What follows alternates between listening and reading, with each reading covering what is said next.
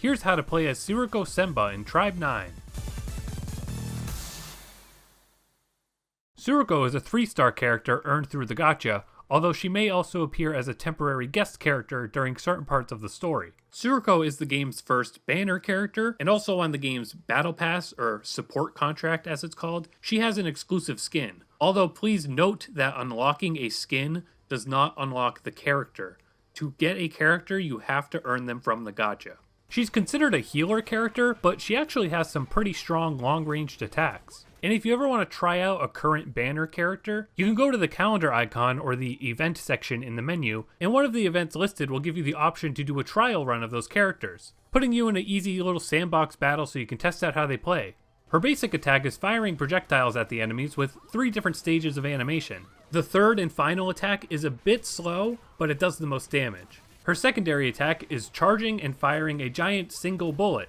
This move does a good amount of damage, and it greatly charges her strategy skill that I'll talk about in a second. It does take quite a while to charge though, and she can't move while she's charging it, but if you activate it while you were already moving, she will gradually glide in the direction that you were moving before. But you don't gain full control again until the giant bullet fires.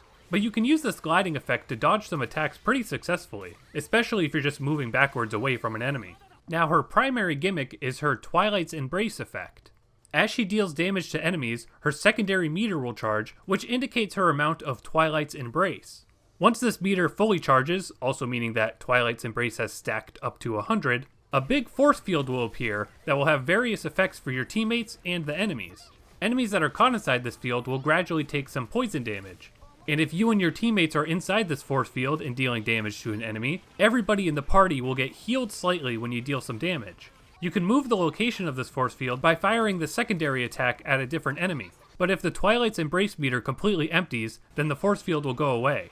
So the best way to keep it up is to just continually deal damage. The meter fills up about half if you hit an enemy with the secondary attack, but because the secondary attack has quite a bit of lag to it, you can't quite fill the entire meter by using that attack twice. You'll have to fire 2 secondary attacks and then do like 1 cycle of the primary attack to fully fill the meter. Or you can just constantly spam the primary attack or mix it up however you're feeling. My habit is just using the secondary attack and then filling up the meter with a few final touches of the primary attack, but that probably is a bit slow. Now Twilight's Embrace does have a secondary effect where you can use up half of the Twilight's Embrace meter to activate the Finishing Touch attack. This attack does really good AoE damage, and if you activate it against an enemy who is inside of the Twilight's Embrace force field, the attack will be a lot stronger and a lot larger. It pretty much takes up the entire size of the force field, so it can easily hit multiple enemies at the same time.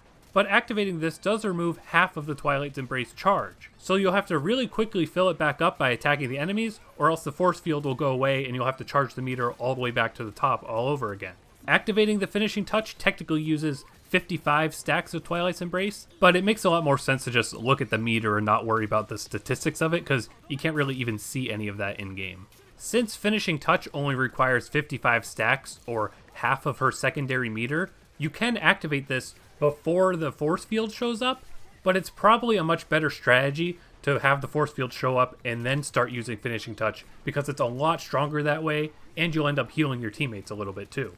If you ever want more details about any characters, if you go to their character screen and then hover over the details panel, you can click on all the attacks at the bottom. It will tell you exactly what they do and exactly what will happen when they level up. You can also click on the underlined text in any description across the game, and it will directly explain to you what that effect means. That might go without saying, but it's a very important thing to look at if you want to learn different characters or fully understand what different tension cards do. Her ultimate skill attacks all enemies in the field and gives all party members the Turning Tides effect, which if your teammate's health is below 50%, it will fill up by 50%. So it won't quite be a full heal, but if your teammate's at like 30% health or something, it's still a pretty sizable heal.